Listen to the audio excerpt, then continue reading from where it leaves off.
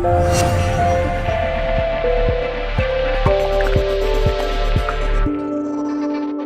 negocio. El año pasado ocurrió una circunstancia curiosísima, que no fue casualidad, yo no lo entiendo casualidad, con este encuentro, con el encuentro en la casa de Pepe Bravo en Alozaina. Cuando terminamos el taller, el domingo, como haremos también este fin de semana, yo no recuerdo muy bien qué hora era, pero en fin, a las 12, a la 1 de la tarde, bueno, pues nos vamos a nuestra casa. Cada uno nos vamos a nuestra casa donde tengamos que ir. Y Lola y yo volvíamos en coche, en ese caso volvíamos a Sevilla.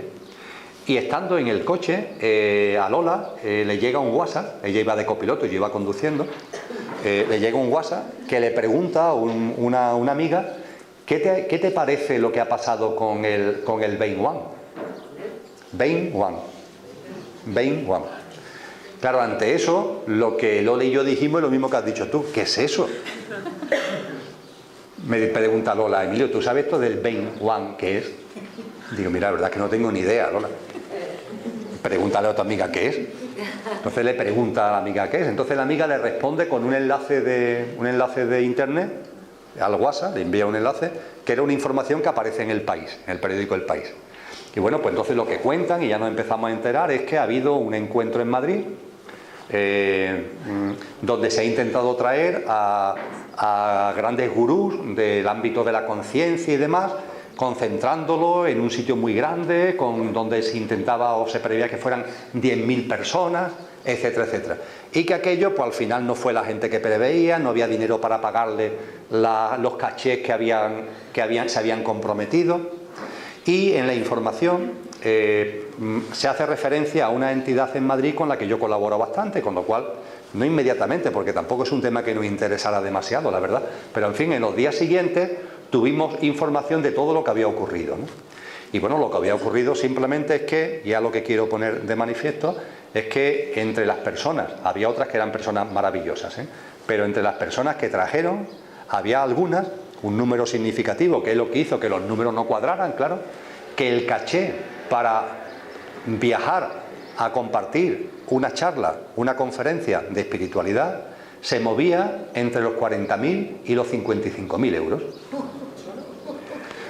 Ojo, que yo entiendo perfectamente que en encuentros, en talleres, en charlas, se cobre una cantidad, lo entiendo perfectamente, pero, oye, una cantidad con sentido común.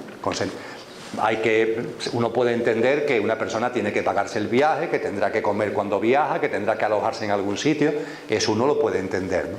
Pero 40.000, 50.000 euros, viajando en primera clase, los alojaban en el Hotel Ritz, que con el mayor respeto a los profesionales y al director del Hotel Ritz, es el hotel de los nuevos ricos, ¿no? Cuando le toca la primitiva, la gente va a Madrid y se aloja en el Ritz. Yo creo, con el mayor respeto a los profesionales y al director del Hotel Ritz, que hay mejores hoteles en Madrid, de verdad.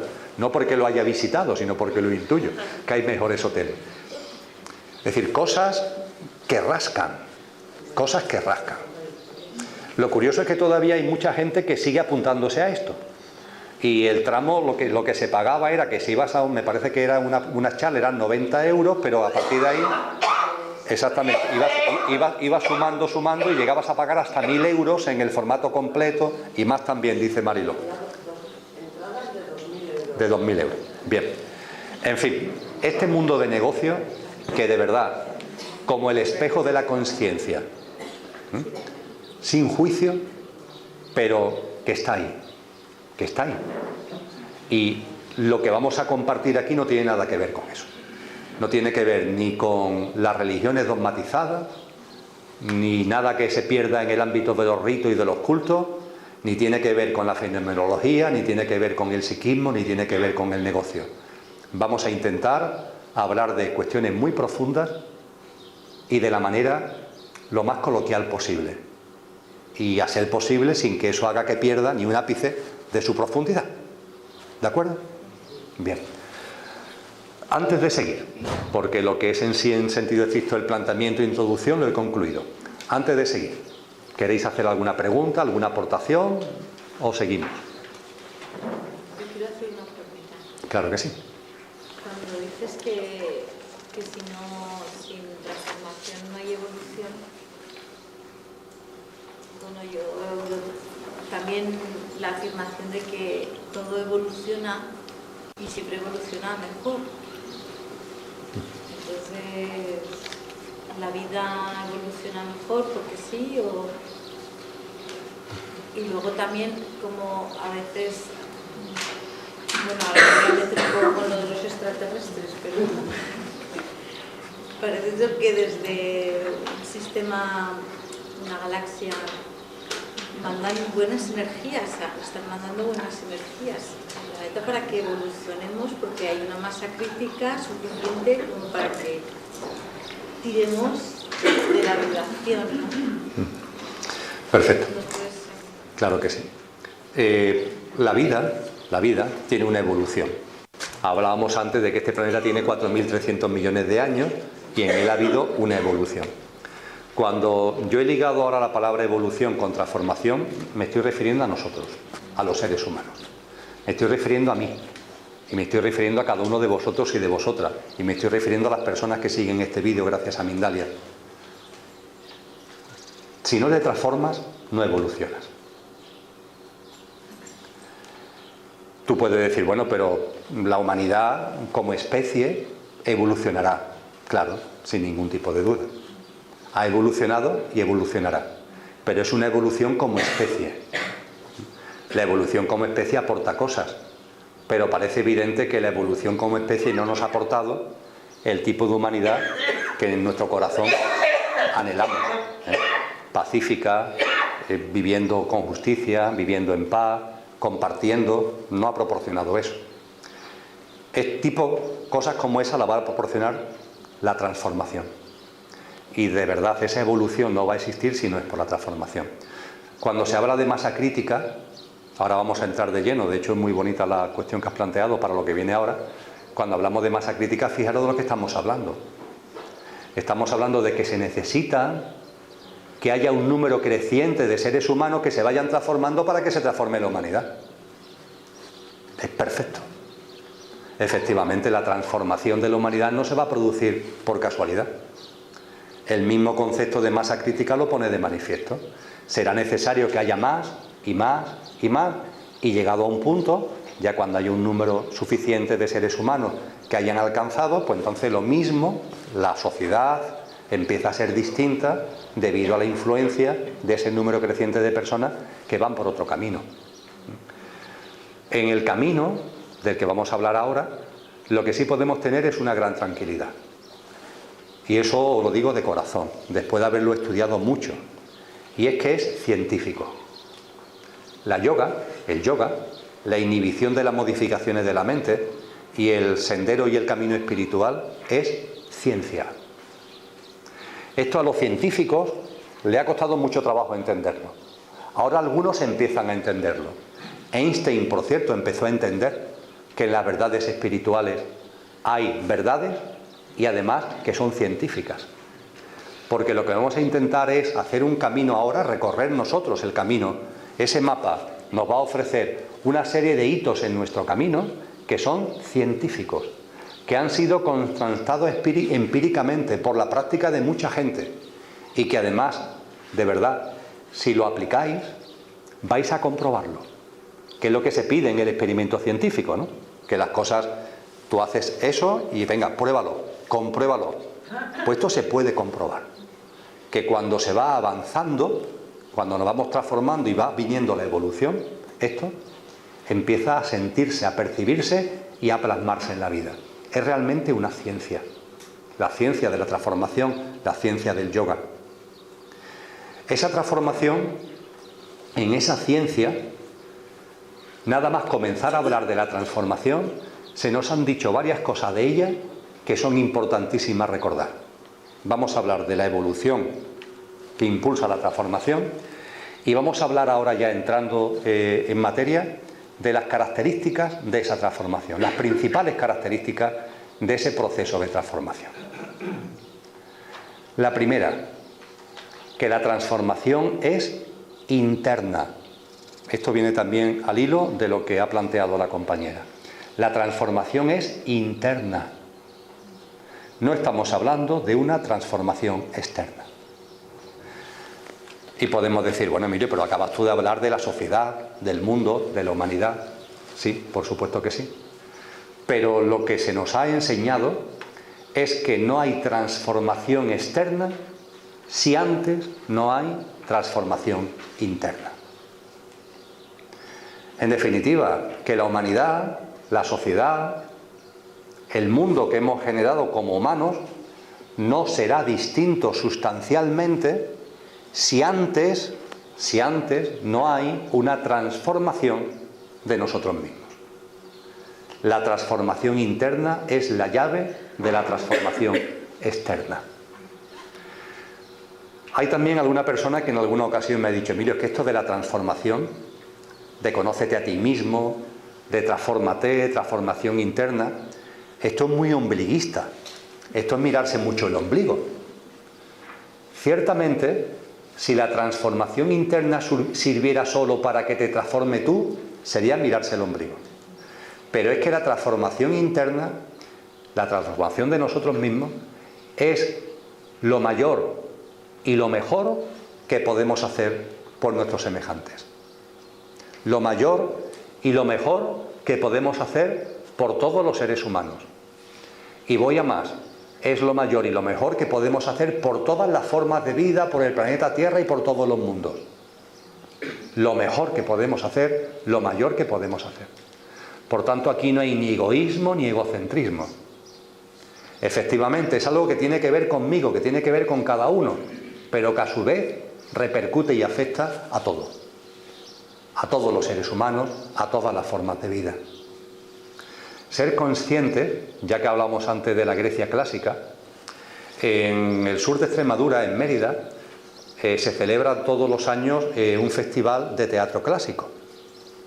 Se celebra en el Anfiteatro Romano de Mérida, que todavía se mantiene de una forma francamente espectacular. Si no habéis ido nunca, os invito, os sugiero que vayáis.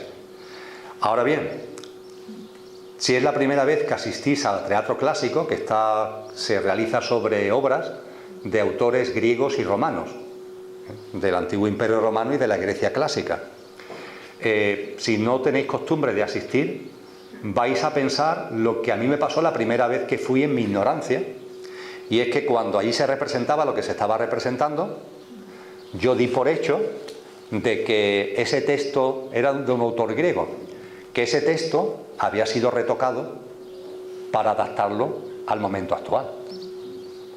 Para mí era impensable el que hace 2000, 2500 años alguien hubiera escrito cosas tan absolutamente actuales cuando describe cómo funciona la sociedad, cuando describe cómo funciona la economía, cuando describe cómo funciona el mundo institucional y el mundo de la política. Yo estaba absolutamente convencido de que ese texto se había adaptado. Una de las personas que me acompañaba, que es erudita en teatro clásico, cuando ya salimos del teatro y nos fuimos a tomar una cerveza, yo comenté esto. Digo, hombre, pero ahí el libreto se ha retocado mucho. Dice, no, Emilio, no se ha retocado nada. Es tal cual. Digo, anda ya, hombre, ¿cómo va a ser tal cual? Que no, hombre, que es tal cual. Ve, te invito a que mañana te compres la obra o la veas en internet y lo vas a comprobar tú mismo que es tal cual. Las obras de teatro clásico de los sabios latinos y griegos tienen una ventaja, y es que suelen ser muy baratas, como no las compra nadie. Y efectivamente la compré y es tal cual.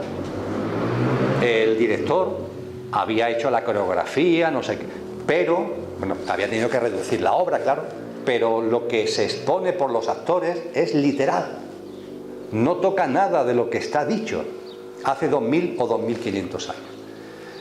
Conclusión, aunque parece que hemos evolucionado mucho, la realidad es que hay unas grandes cuestiones que siguen siendo prácticamente iguales. Los temas que hoy en la España actual tanto se hablan, de la corrupción, pongamos por caso. Claro, se te cae la boca cuando oyes las frases que a la corrupción estos autores griegos y romanos, grecorromanos, dicen y hablan acerca de ello. O eso, o todas las tensiones del mundo institucional, o el funcionamiento de la economía, las injusticias que producen. Tenemos que darnos cuenta que efectivamente hay una evolución, eso sin duda, y hemos evolucionado en conciencia, no hay ningún tipo de duda. Hoy día la esclavitud, para la inmensa mayoría de las personas, se rechaza. Hoy día, para muchos seres humanos, todos los seres humanos, hombres y mujeres, tenemos unos derechos inalienables. Esto no era así hace no demasiado tiempo. La esclavitud estaba en Estados Unidos en el siglo XIX, pongamos por caso. En el siglo XX, vosotras quizá la hayáis vivido, y nuestras madres, la de nosotros y la de nosotras, nuestras madres lo han vivido, no tenían ningún tipo de derecho. Mi madre era funcionaria y cuando se casó tuvo que dejar su puesto de trabajo porque casada ya no podía seguir en la función pública, etc. No podía tener cuenta corriente, la cuenta corriente la tenía el marido. Claro que se evoluciona. Sería necio el negarlo. Pero a la vez nos tenemos que dar cuenta que hay una serie de cuestiones muy importantes que siguen estando ahí y que no terminan de ser distintas, por más que lo anhele nuestro corazón. Y sigue habiendo injusticia, sigue habiendo violencia, sigue habiendo miseria, sigue habiendo conflictos, sigue habiendo guerras, sigue habiendo fuertes que se aprovechan de los débiles, etcétera, etcétera. Y esa transformación externa, que la anhela nuestro corazón, lo que se nos ha dicho por estos personajes es que pasan por la interna. Emblemático al respecto, lo hemos citado ya, a este personaje, es Platón. Yo sé que esto de hablar de Platón resulta aburrido, pero de verdad, Platón no es aburrido. Pongamos por caso, en ese libro tan sesudo y gordito que es La República de Platón, cuando lo terminas, cuando estás terminando de leerlo, que va de sorpresa en sorpresa, cuando terminas de leerlo, te encuentras con que en Platón, La República de Platón son diálogos con Sócrates, te encuentras que se describe una experiencia cercana a la muerte. En La República de Platón, ¿una experiencia cercana a la muerte? Pues sí. La más antigua que yo conozca que esté en papel, que esté en texto. Se habla de un soldado llamado que muere en el campo de batalla. Al morir en el campo de batalla, ya cuando termina la batalla, los ejércitos se dan una tregua para que cada uno recoja a sus muertos. A los muertos los recogen y los llevan a sus poblados, a sus poblaciones, con sus familias. Y a que está muerto, lo recogen y lo llevan con su familia. Eso sí, cuando lo están preparando, lo están lavando y lo están preparando para enterrarlo, resulta que no está muerto y el hombre sale hablando. Una experiencia cercana a la muerte, que además la narra, porque él cuenta en La República de Platón lo que ve, lo que experiencia, lo que vivió mientras que estaba, entre comillas, muerto. Y narra lo que es el tránsito y el túnel de luz y el de Bachán. Eso está en La República de Platón. Claro, se nos habla de Platón y lo rechazamos. Pero ahí hablo de Platón como podía hablar de otros muchos, hay mucha sabiduría. Y en La República de Platón y en la obra de Platón, Platón estuvo muy interesado por la política en su época joven. Después la dejó porque terminó muy frustrado. No obstante, su vocación de servicio era tanta que volvió otra vez. Ya siendo más maduro, volvió otra vez a la actividad política. Y volvió otra vez a alejarse de ella porque se encontraba más de lo mismo. Y claro, él fabricó una teoría que cuando se estudia que en los colegios ya es que esto no se estudia, ya se ha quitado de en medio. Pero en fin, cuando se estudiaba en los colegios, es la aportación de Platón que le llaman los reyes filósofos. ¿Eso de los reyes filósofos qué es? Pues el convencimiento que tenía Platón y otra mucha gente que nuestros gobernantes tienen que ser seres humanos que se hayan transformado. Y que si un gobernante no ha evolucionado espiritualmente, por favor que no se dedique a gobernar, que se dedique a transformarse. Y que cuando se haya transformado, cuando sea una persona consciente, entonces sí puede aportar a los demás, pero que hasta ese momento, por favor, estate tranquilo y no te metas en estos berenjenales porque no están hechos para ti. Hombre, todos somos conscientes que hay de todo, por supuesto, pero que la clase política no se caracteriza precisamente por seres humanos que se hayan transformado. Y a partir de ahí todo se entiende. Claro, porque la institución, la política da poder, y si a esos puestos de poder llegan personas que no se han autotransformado, pues lo lógico es que hagan lo que hacen. Y no nos podemos ni rasgar las vestiduras ni sorprender, es que es lo lógico. Si son personas que tienen apego a lo material, pues cuando lleguen ahí van a intentar, como tienen apego a lo material, pues utilizar ese cargo para el beneficio propio en lugar del beneficio de la comunidad. Pero vamos, es que esto es 2 más 2 igual a 4. Bueno, es que no sé, nos sorprendemos mucho, pero en fin, porque estaremos aburridos y queremos sorprendernos, porque es que esto es de cajón. La transformación interna es imprescindible para la transformación externa. Y mientras que no haya transformación interna, no va a haber transformación externa. Y es lo mejor que podemos hacer por nuestros semejantes, es lo mejor que podemos hacer por todos los seres vivos, es lo mejor que podemos hacer por la Madre Tierra. Siguiente característica de la transformación. La primera es esta, que es interna y tiene una enorme repercusión externa, pero es interna. La segunda característica del proceso de transformación.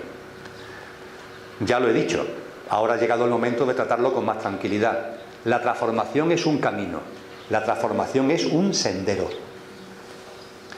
Es un camino que, ahora también insistiremos en ello, está en ti, Pero lo primero a tener en cuenta es que la transformación, nos han dicho estos maestros y maestras, es un sendero. Jesús utilizaba, por ejemplo, el camino. Él dijo: yo soy el camino. Yo soy el camino, la verdad y la vida.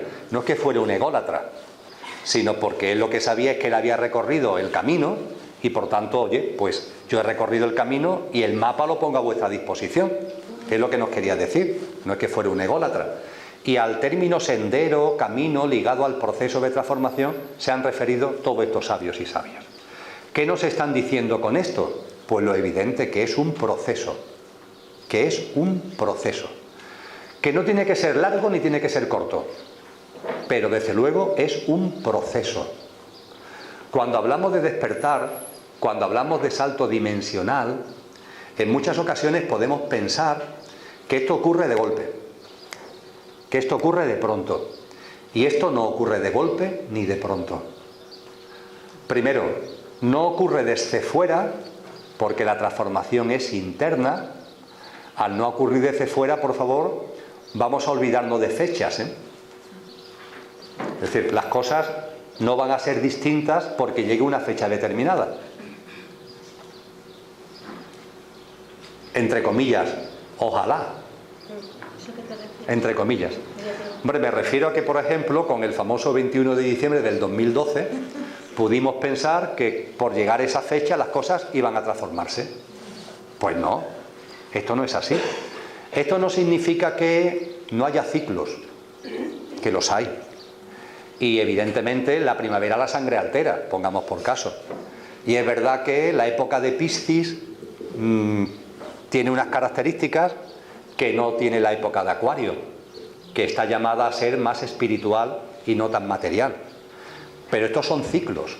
Igual que el invierno es invierno, el otoño es otoño, la primavera es primavera, el verano es verano, y se vive de forma distinta porque el contexto, el escenario es diferente. Esto sí es verdad, pero ojo, la transformación nuestra de cada uno y por tanto la humana no va a darse porque sea primavera, verano, otoño e invierno. Sí es verdad que hay épocas del año que te pueden llevar más a hacer deporte, pongamos por caso. Y puede ser que haya ciclos astrológicos, astrofísicos, que inviten más a lo espiritual, perfectamente. Pero finalmente eres tú el que tienes que recorrer el sendero. Y ese sendero es un proceso. Hay personas que me comentan: oye Emilio, pero esto no puede ser como Newton, que el hombre estaba allí en su jardín tumbado y se cae una manzana y de golpe y porrazo, al caerse la manzana, descubre la ley de la gravedad. Hombre, cuando hacemos reflexiones como esta, lo que tenemos que hacer es irnos a Wikipedia. Entonces vamos a Wikipedia, ponemos Newton y leemos algo sobre Newton. Y lo que leemos sobre Newton, ¿qué es? Que este hombre, antes de que se le cayera la manzana encima, llevaba 22 años estudiando la ley de la gravedad. 22 años. Es verdad que la caída de la manzana le dio una pista, que le permitió, permitirme que lo diga así, cerrar el círculo. Pero claro, si esta persona no hubiera llevado tanto tiempo indagando, investigando y estudiando sobre ello, la manzana se hubiera caído y él no hubiera visto nada en esa caída de la manzana. Diríamos que la transformación, que es un sendero, es como un vaso que se va llenando de agua. Como un vaso que se va llenando de agua, gota a gota, gota a gota, gota a gota. Es verdad que hay un momento en el que el vaso se desborda. Esto fue lo que le pudo pasar a Newton. Él fue llenando el vaso con su estudio, con su indagación, con su investigación, con su ocupación sobre este tipo de asuntos. Fue llenando el vaso, y hay un momento determinado en el que cae la gota y hay una gota que desborda el vaso. Pero antes ha habido que llenarlo. Estamos hablando de un sendero. Y es un sendero, tercera característica, que está en ti y eres tú. Ese sendero está en ti y eres tú. Os pongo el ejemplo, hablábamos antes del templo de Delfos, hablábamos de las peregrinaciones y hablábamos de que actualmente también se producen. Aquí en España, ¿cuál es la más conocida? El Camino de Santiago. Sin ningún tipo de duda, es la más conocida. Hay otras muchas, pero es la más conocida. Bien, el Camino de Santiago tiene distintos caminos.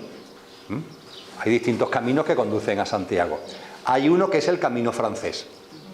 El Camino francés, en lo que a la península ibérica ocupa, comienza en Roncesvalles. Y son cientos de kilómetros hasta llegar a Santiago de Compostela. Hay gente que lo va haciendo a trocitos, porque claro, hacerlo de un tirón ocuparía muchísimo tiempo y no todo el mundo dispone de ese tiempo. Pues bien, pudiéramos pensar que el sendero de transformación es algo externo. Cojo el coche, cojo el avión, cojo el tren y me voy a Roncesvalles y hago el camino a Santiago de Compostela. Pues no. Para recorrer este sendero, no tienes que moverte de tu casa. No tienes que irte al Himalaya, no tienes que irte a la India, no tienes que irte a Santiago de Compostela, no tienes que irte a ningún sitio.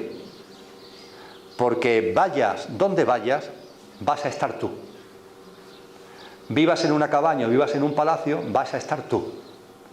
Nadie se va a transformar porque viviendo en una cabaña pasa a vivir en un palacio, porque la transformación es tuya. El sendero no está fuera, el sendero está dentro.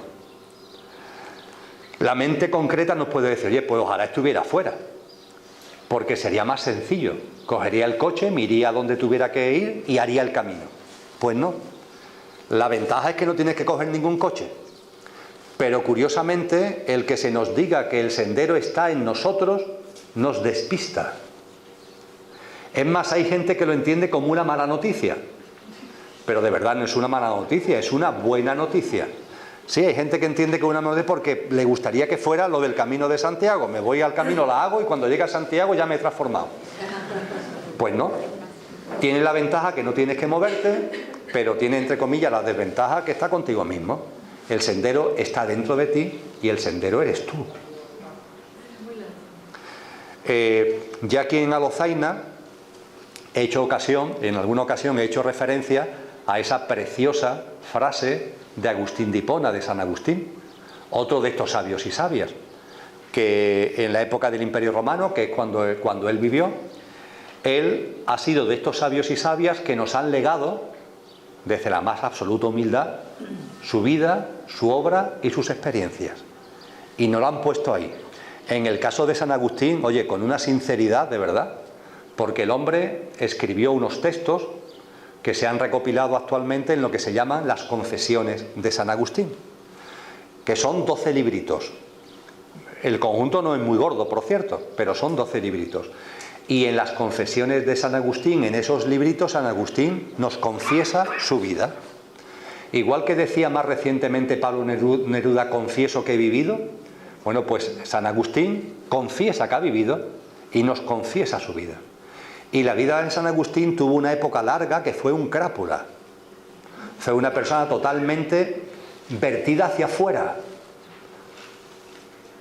Estaba siempre buscando fuera, en los placeres de la vida, en los placeres materiales, en lo que le da el mundo exterior. Ahí es donde él buscaba y donde buscaba y donde buscaba. Ahora bien, tendría que ser un alma evolucionada antes de haber encarnado como Agustín de Hipona, porque hay un momento determinado que se da cuenta de que eso no conduce a nada. Y a partir de ahí su vida se reorienta. Y empieza un proceso. El vaso se va llenando de agua. Y él en su libro nos lo cuenta con detalles. Sus experiencias, sus vivencias. Y vemos cómo el vaso se va llenando de agua. Y hay un momento determinado en el que cae una gota que desborda el vaso. Y esa gota que desborda el vaso, él lo narra en el apartado 27 del libro 10, que es donde dice, como había tardado tiempo en llegar a ese punto, comienza diciendo: tarde os amé, hermosura tan antigua y tan nueva, tarde os amé. Y he aquí que vos estabais dentro de mí, y yo de mí mismo estaba fuera, y por de fuera yo os buscaba. Estabais conmigo y yo no estaba con vos. No se puede expresar de una forma más breve y más bella. Y he aquí que vos estabais dentro de mí y yo de mí mismo estaba fuera. Como vosotros, como yo, lo mismo que nos pasa. Estabais conmigo y yo no estaba con vos. Que está aquí, que está dentro. Que lo que estamos buscando está en nuestro interior, que esa felicidad, que esa paz, que esa armonía para nosotros y para el resto del mundo y para todos los seres vivos y para el universo entero está dentro, que no busques fuera, que estamos siempre fuera cuando lo que estamos buscando está en el interior. Agustín de Hipona lo narra de una forma preciosa, yo creo que de una forma que no se puede expresar mejor, y esto nos conduce por tanto a dejar de mirar fuera. La transformación es interna, la transformación es un sendero, por tanto un proceso, y la transformación, ese sendero que conduce a ella, ese sendero está en ti y eres tú. Esas son las características fundamentales de la transformación en Dios de la que estamos hablando. Y creo que ya tenemos los ingredientes como para empezar a andar, porque estamos aquí para hacer cosas prácticas. Hasta ahora todo lo que hemos hablado era el escenario intelectual, permitirme que lo diga así, también consciencial, necesario. Pero lo que vosotros y yo queremos es transformarnos. Y por tanto, vale, es un sendero, vale, está dentro de mí, vale, la transformación es interna, vale. Pero ¿cómo lo hacemos? ¿Arrancamos? ¿Sí? Pues venga.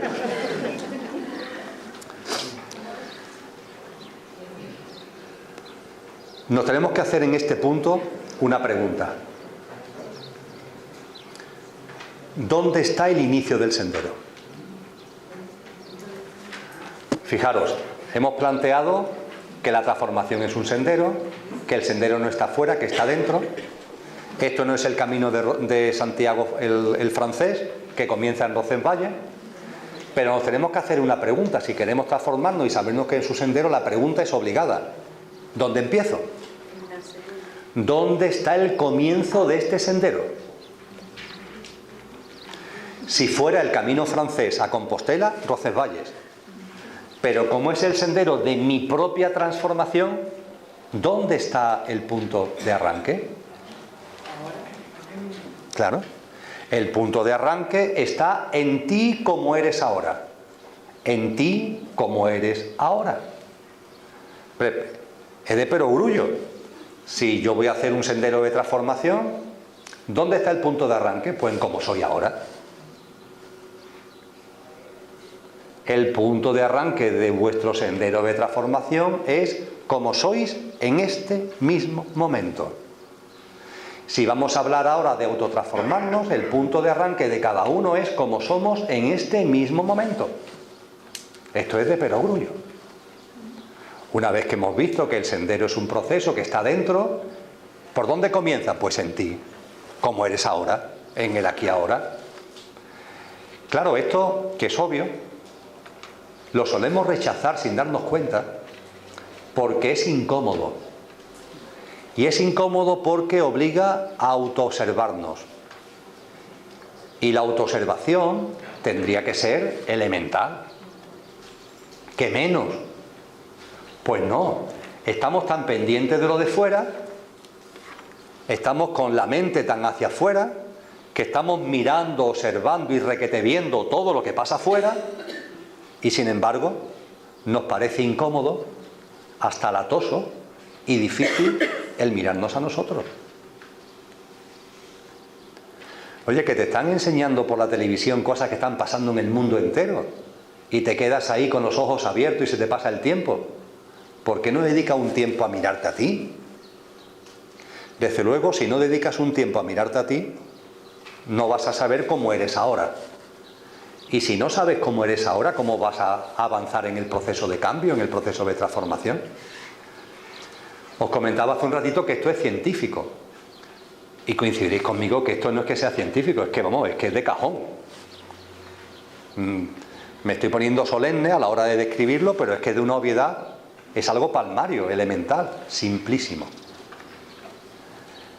La transformación es interna, es un sendero. El sendero está en ti, eres tú, y su punto de arranque está en cómo tú eres en este exacto momento. Y esto conlleva que te autoobserves. Y como la autoobservación se nos hace difícil, vamos a dar un pasito más hablando de la autoobservación. Pero todo va concadenado. En el esquema que tenéis ahí, lo tenéis todo concadenado, porque todo va una cosa detrás de la otra. Vamos a hablar entonces de esa autoobservación que te permite ver cómo eres ahora, que es el punto de arranque para avanzar. ¿Qué es lo primero que tenemos que decir acerca de esa autoobservación? Sin cargas y sin culpas. Obsérvate, mírate, pero por favor, quita de en medio cualquier sentimiento de culpa. Quita de en medio cualquier sentimiento de carga. No digamos ya de pecado y de cosas de ese tipo. Quítalo de en medio. Hay personas que le cuesta trabajo autoobservarse porque temen encontrarse cosas que no les gusten.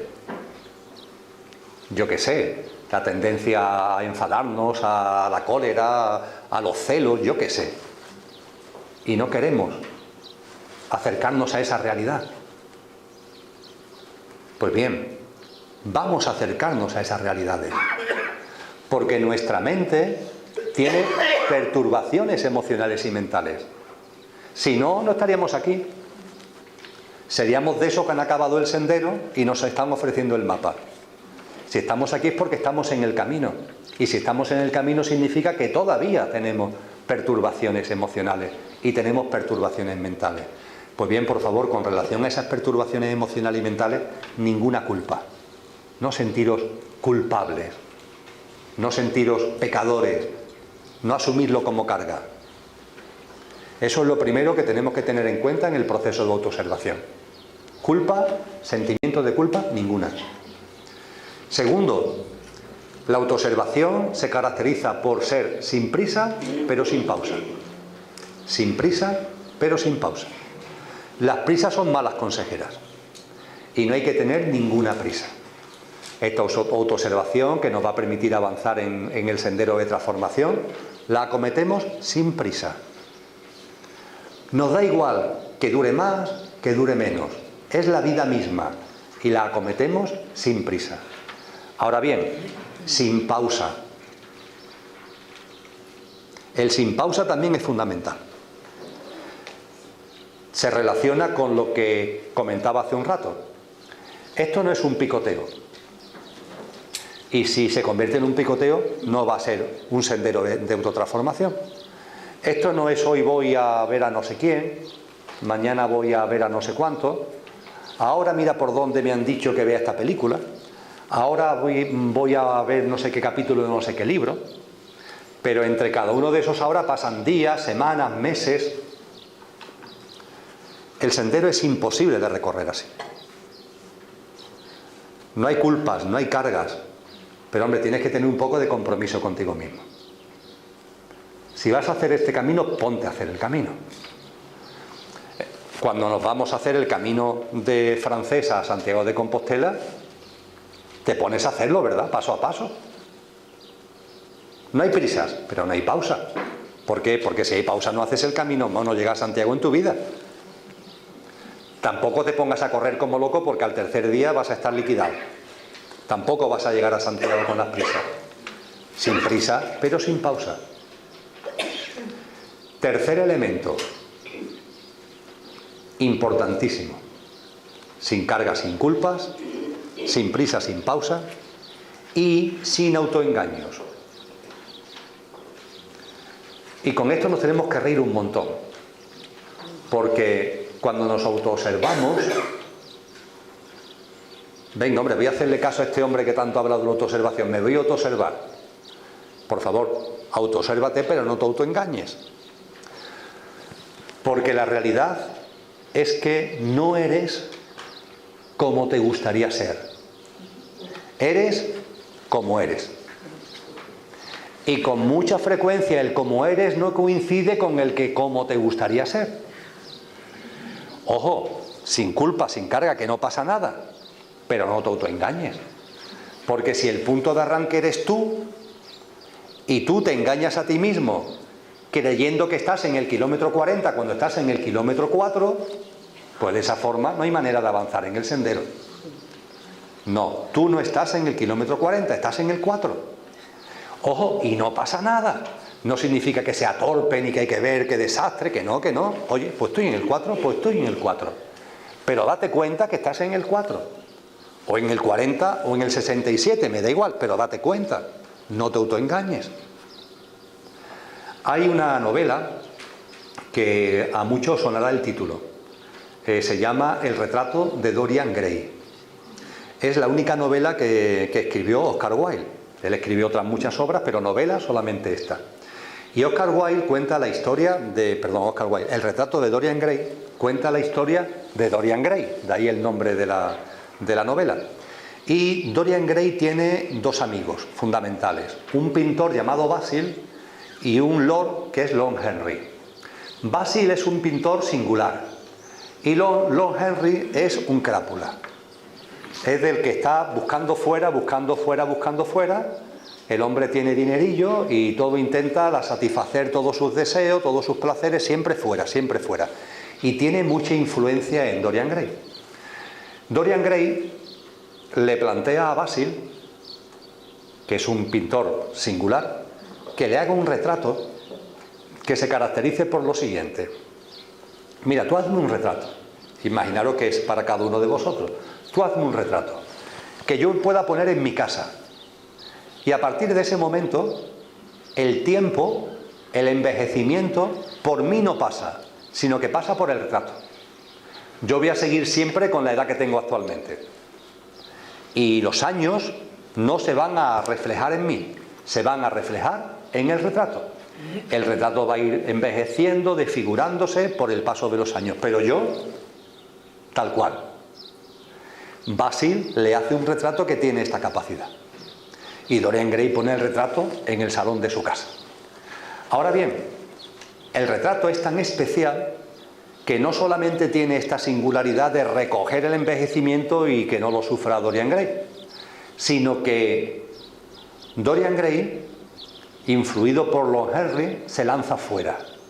Y con el tema de no envejecer, el tema de los placeres, el hombre se convierte poco a poco en una persona bastante malvada, bastante mala. Y ese retrato tiene otra característica, y es que va recogiendo los comportamientos malvados de Dorian Gray. De manera que el retrato no solo se desfigura y se deteriora por el envejecimiento, por el paso de los años, sino también se va desfigurando por el comportamiento malvado que tiene el protagonista, que tiene Dorian Gray. Hay un momento determinado que el retrato ya es una cosa tremenda, es una cosa abominable. Y claro, ¿qué hace Dorian Gray? Coge el retrato y lo esconde.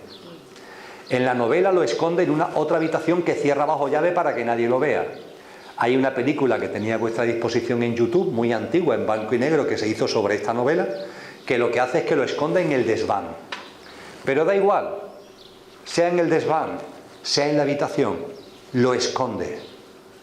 Esconde el retrato. ¿Por qué lo esconde? Porque no quiere verse a sí mismo. Es bonita la novela, ¿verdad? No os cuento el final. Es bonita la novela. Pues bien, esta novela la saco a colación, la traigo aquí ahora, porque es lo que nos suele pasar. Y cuando hablaba de que no nos autoengañemos, es que no seamos como Dorian Gray. No nos escondamos a nosotros mismos el cómo somos. ¿Que hay cosas en nosotros que no nos gustan? Pues con casi toda seguridad. Pero acéptalo. Sin culpa, date cuenta y acéptalo. Por lo que veremos a continuación, esto es fundamental, ¿eh? Si hay autoengaño, no hay avance posible. Que te sigues enfadando, mucho más de lo que quisieras, que te sigues encolerizando, que te siguen importando las opiniones de los demás, que sigues buscando reconocimiento, que tienes miedo a la soledad, que te salen ahí brotes de envidia, de celos, etcétera, etcétera, etcétera. Bueno, pues si eso es así, pues así. No te autoengañes, porque esas perturbaciones mentales y emocionales son las que tienes que eliminar. Y si niegas que existen, ¿cómo las vas a eliminar? Vamos a avanzar para inhibir todas las modificaciones de la mente. Pero claro, tenemos que darnos cuenta de las que tenemos delante. Y si las oculta, las escondemos como el retrato de Dorian Gray, así no hay manera de avanzar. De ahí, ¿no?, la importancia que se da a que no haya engaños, que no haya autoengaños. Seguimos para adelante. Todo va teniendo una lógica, ¿eh? Nos estamos transformando en nuestra pretensión, es un sendero, nos hemos dado cuenta que, como es nuestra transformación, está dentro, nos hemos dado cuenta que tenemos que empezar por nosotros mismos, a partir de la importancia de vernos, de observarnos, sin culpa, sin prisa, sin pausa, sin autoengaños. Siguiente pasito. El siguiente pasito es muy divertido porque se sintetiza en una expresión que al principio nos despista por completo. De ahí lo divertido. Y es una expresión que de una forma o de otra nos han dejado mucha gente, pero que yo voy a tomar de un maestro japonés, nacido en el año 1200, que tuvo como nombre Dogen. Dogen, en la pronunciación, en castellano no hay mucho acuerdo. Yo le voy a llamar simplemente Dogen. Dogen fue un maestro budista, nació en Japón, pasó muchos años en China y a Japón llevó el Zen. La práctica del Zen fue el que la llevó. Y se cuenta que Dogen, al final de sus años, era una especie de abad, lo que aquí llamaríamos el abad de un monasterio. Y el hombre vivía tranquilo, ya con fama justamente ganada de hombre santo, en ese monasterio. Ese monasterio pertenecía a una prefectura, a una provincia de Japón que tenía un gobernador. Y ese gobernador, que también estaba lanzado al exterior, toda su vida era lo exterior, lo material, la riqueza, bla, bla, empezó a tener sueños. A él lo que le llevó a preguntarse cosas fueron los sueños tan raros que empezó a tener. Y él, a la gente que lo rodeaba, le empezaba a preguntar por estos sueños, porque él intuía que esos sueños le estaban llegando para que viviera de otra manera. Y él empezó a sentir la necesidad de saber cuál es el secreto de la vida y realmente cómo hay que vivir la vida para que la vida sea plena. Se empezó a dar cuenta que tantos temas materiales, de riqueza exterior, que eso realmente no le estaba aportando, y de ahí precisamente los sueños que estaba teniendo. Y que él quería conocer el secreto de la vida y el cómo vivirla. Ante estas preguntas, los consejeros que tenía no sabían qué decirle. No tenían ni idea. No obstante, uno de ellos le dijo: mira, gobernador, nosotros no tenemos ni idea, la verdad, de lo que nos plantea. Pero no muy lejos de aquí, a varios días de camino, hay un monasterio donde dicen que vive una persona santa, ya muy anciana, que tiene una gran sabiduría. Llámalo, llama a esta persona, que venga, a ver si quiere venir, y bueno, y a ver, y hazle estas preguntas, que lo mismo él con su sabiduría te lo puede responder.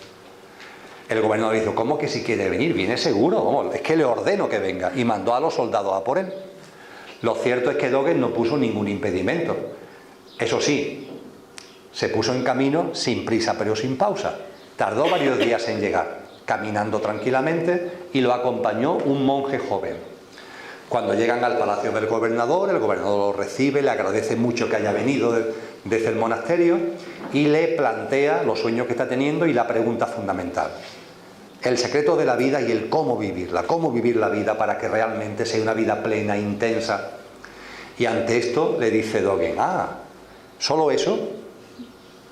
¿Cómo que solo eso?, le dice el gobernador. Le he preguntado a todos mis consejeros y nadie tiene ni idea. ¿Cómo que solo eso? Dice: hombre, es que la respuesta a la pregunta es muy sencilla, te la digo de inmediato. La respuesta que estás buscando, la sabiduría que estás buscando, se sintetiza en que hay que vivir con la nariz vertical, la mirada horizontal. Nariz vertical, mirada horizontal. Bien, el gobernador lo escucha atento, pero claro, espera que siga. Pero Dogen no sigue. Ante esto el gobernador ya le inquiere: oye, ¿qué más tiene que decirme? Sigue, ¿no? ¿Cómo que siga? Ya te he dicho todo. Tú me has preguntado por la sabiduría profunda para vivir la vida, el secreto de cómo hay que vivir la vida, y ya te lo he dicho: nariz vertical, mirada horizontal. El gobernador se lo toma un poco a broma y le vuelve a insistir: venga, venga, pues sigue. Y bueno, no podíamos estar aquí hasta el domingo así, ¿no?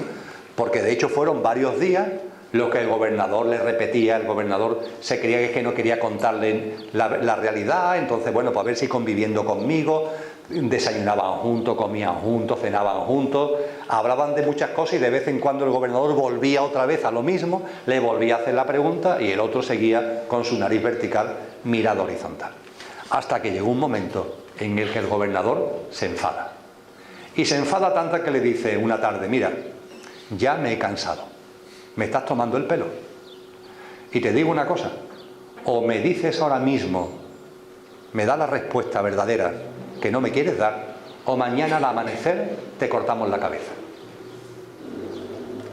Dogen le volvió a insistir: gobernador, es que no te puedo decir más. Te estoy dando toda la sabiduría de cómo hay que vivir la vida. Nariz vertical, mirada horizontal. El gobernador ya lo deja y ordena que lo ejecute al día siguiente por la mañana. Durante la noche el monje joven le implora a Dogen: por favor, maestro, dile algo más, que te van a cortar la cabeza. Pero ¿qué más quiere que le diga si le he dicho todo? Por la mañana al amanecer lo llevan al patio del palacio y hay un verdugo con la katana japonesa dispuesto a cortarle la cabeza. Se pone en marcha la ejecución y dice la historia o la leyenda que en el momento en el que el verdugo levanta la katana para asestarle el golpe y cortarle la cabeza, el gobernador dijo: lo vi, ya está, me he dado cuenta. Para la ejecución, que ya lo he entendido. Ya lo he entendido. Se acercó a Dogen, le besó los pies y permitió que se fuera. Ya está. Aquí podía terminar la historia. Ese es el gran mensaje. El sendero, además de sin culpas ni cargas, además de sin prisa y sin pausa, y además de sin autoengaños, hay que recorrerlo con la nariz vertical y la mirada horizontal. Y como yo no soy un sabio ni soy un maestro, porque si lo fuera no diría nada más, y estamos aquí para lo que estamos, vamos a aprovechar que después de él ha habido gente que nos han dado algunas otras pistas para descifrar qué es esto de la nariz vertical y la mirada horizontal, que cuando lo compartamos ahora es que vuelve a ser tan obvio, es tan evidente y es tan sencillo, pero tenemos la mirada tan nublada que hasta lo más evidente y sencillo se nos vuelve oscuro y complicado. Empecemos por la nariz vertical. Fijaros, nariz vertical. Es exactamente un reflejo metafórico de lo que hasta ahora venimos hablando. El sendero está en ti. La transformación es interna tuya. El punto de arranque del sendero y cada paso que tenga... ¿Qué tener la calle justa ahí, hombre? Las dos calles.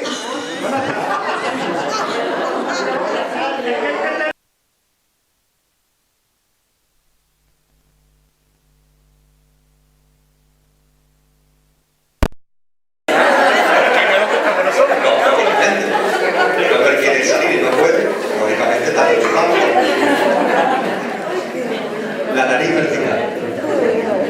El sendero está en ti, el sendero eres tú, y Y ya no solamente el punto de arranque, sino cada paso que des,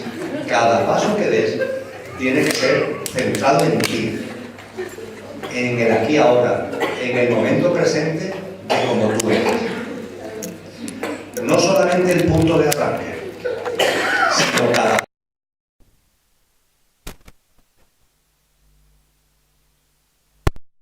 algo que haces una vez y ya está, sino que es algo que tienes que seguir haciendo. Y es lo que te va a permitir dar pasitos. La nariz vertical se plasma en dos cosas. Tomar conciencia. Perdona, un Kia blanco. Bueno. Pues esperemos que aparezcan los propietarios del coche.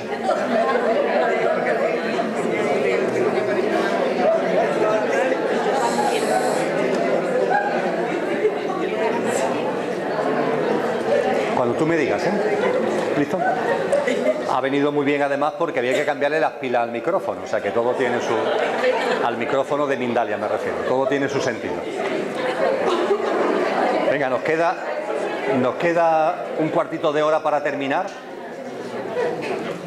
Vamos a profundizar para dejar eso ya acotado, lo de la nariz vertical. Lo de la mirada horizontal lo dejamos para mañana. Y así por la noche le dais vuelta. Lo que pasa es que tenéis el esquema, jugáis con ventaja. Vamos a terminar de acotar la nariz vertical. Estamos aquí, pendientes de nosotros, autoobservándonos. Forma de expresarlo. Toma conciencia de cómo eres y acéptalo. Tomas conciencia y lo aceptas. Y diréis, vale, ¿y eso de qué sirve? Mirad, por el simple hecho de tomar conciencia de esas turbulencias, de esas perturbaciones emocionales y mentales, el simple hecho de que te des cuenta, para eso tienes que mirarte y no autoengañarte, claro, el simple hecho de que te des cuenta y lo aceptes ya supone un avance muy grande en tu proceso de transformación, enorme. Insisto, te das cuenta, tomas conciencia, te das cuenta y lo aceptas.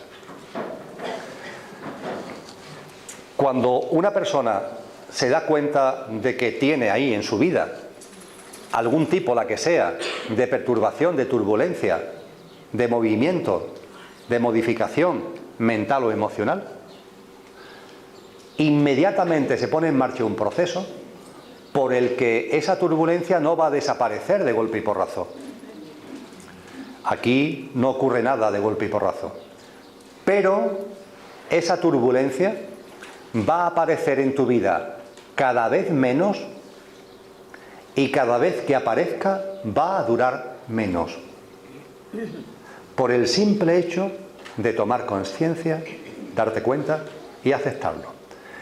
Después, mañana, hablaremos de más cosas. Hay que hacer más cosas porque no se trata solamente de que la turbulencia aparezca menos y dure menos. Vamos a intentar quitarla de en medio, entre comillas.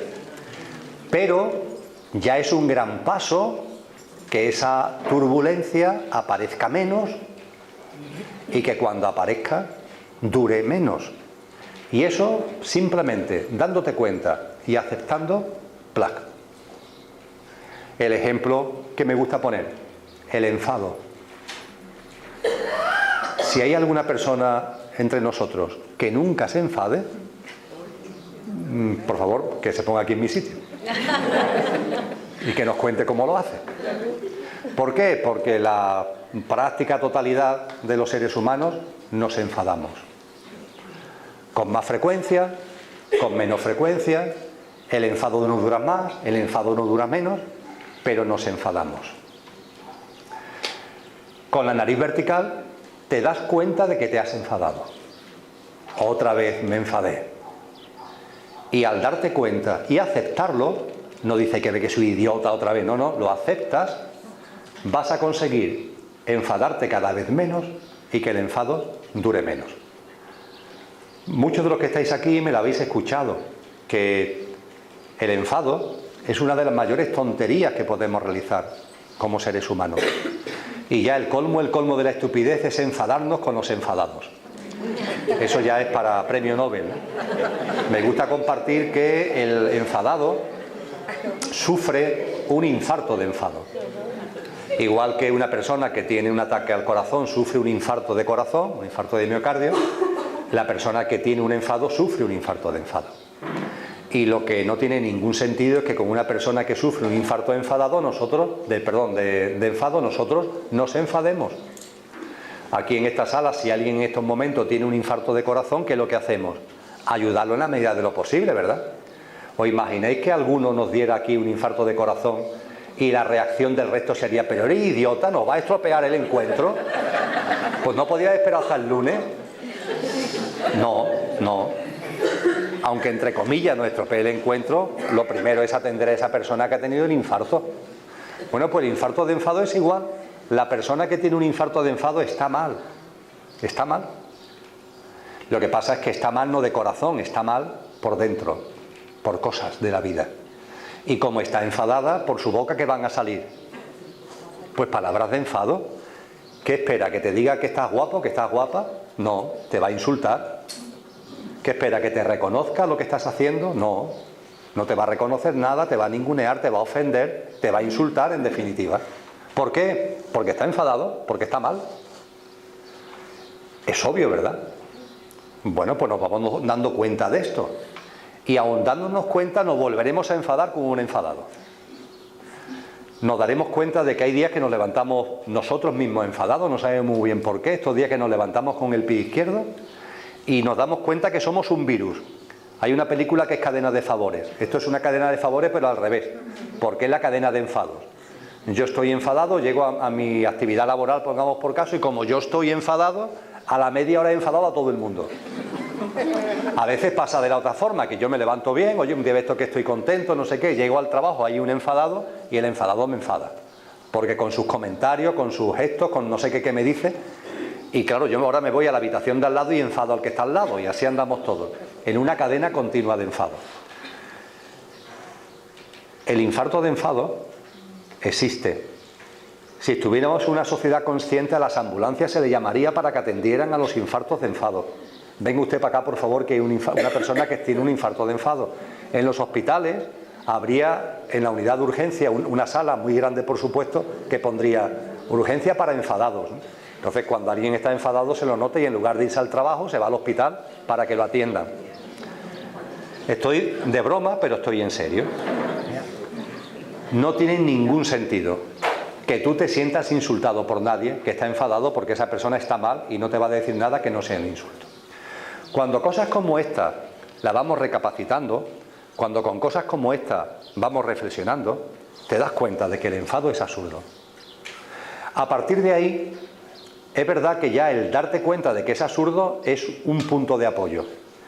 Pero realmente el punto de apoyo y de avance es cuando vuelvas a enfadarte, darte cuenta que te has vuelto a enfadar. Otra vez me enfadé. Otra vez me pasó lo mismo. Mira, efectivamente, llegó mi compañero de trabajo, mi vecino, no sé qué, dijo que venía enfadado y me volví a enfadar. Cuando nos vamos dando cuenta y lo aceptamos, de verdad, va ocurriendo cada vez menos. Esa turbulencia emocional, esa turbulencia mental ocurre cada vez menos. Y cuando ocurre, dura menos. Antes el enfado te duraba una semana y ahora te dura 4 días. Pues mira, ya es un avance. O te dura 4 días y ahora te dura 2. Pues un avance. Esto no es de la nada al todo. Es un proceso. Estamos en un sendero. Pero es maravilloso el resultado y el impacto que produce la nariz vertical. La toma de conciencia y la aceptación. Y como las palabras se las lleva el viento, yo invito a que lo practiquéis, a que lo pongáis en práctica en vuestra vida cotidiana. Vuelvo a decirlo, sin culpa, por favor. Cuando volváis a enfadar no digáis, es que yo de verdad soy un desastre. No. Que nos pasa todo, hombre, que nos pasa todo. Que volvemos otra vez y volvemos otra vez y lo aceptamos sin culpa. Y lo aceptamos sin autoengaños. Es verdad, me sigo enfadando, no me lo intento ocultar. No, esto no es un enfado. Sí, reconócelo, si es un enfado. Claro que es un enfado, reconócelo, no te lo ocultes. Y vamos avanzando en sin prisa, pero sin pausa. Mañana retomaremos lo que estamos compartiendo. Primero, si os parece, con un coloquio, si os apetece alguna pregunta, algún comentario, alguna observación, y posteriormente nos iremos a la mirada horizontal, que también es enormemente importante. Hoy, en definitiva, lo que hemos hecho esta tarde es situar la cuestión. Hemos situado la cuestión desde el punto de vista de que este taller va dirigido a que esas turbulencias mentales y emocionales, en la medida de lo posible, se vayan calmando. Tenemos como telón de fondo ese mapa guía que nos han dejado las grandes tradiciones espirituales y los grandes maestros. Tenemos como telón de fondo la sabiduría primordial de la que han bebido esos maestros y esas tradiciones espirituales. Tenemos como telón de fondo el mapa guía que nos han aportado. Tenemos como telón de fondo una auténtica ciencia, que es en lo que cristaliza y se plasma ese mapa guía, que es la ciencia del yoga, y que esa ciencia del yoga, como los Yoga Sutras que hemos compartido, nos van a ir dirigiendo a lo que es el auténtico contenido del yoga, la inhibición de las modificaciones de la mente. Para esto nos proponemos un proceso de autotransformación, que es un proceso de transformación interna. Es un proceso que discurre a modo de sendero, es un proceso que no ocurre de golpe y porrazo, es un vaso que hay que ir llenando gota a gota. E igualmente y de la misma manera, esa transformación es un sendero que está dentro de nosotros mismos y que somos nosotros mismos. Con lo que el punto de arranque está en el cómo somos. Hemos hablado a partir de ahí de la autoobservación, y hablando de la autoobservación, de la no culpa ni cargas, de la no prisa ni pausa, de la no al autoengaño y de la nariz vertical. Mañana seguiremos con la mirada horizontal. Muy bien, pues nos vamos a cenar.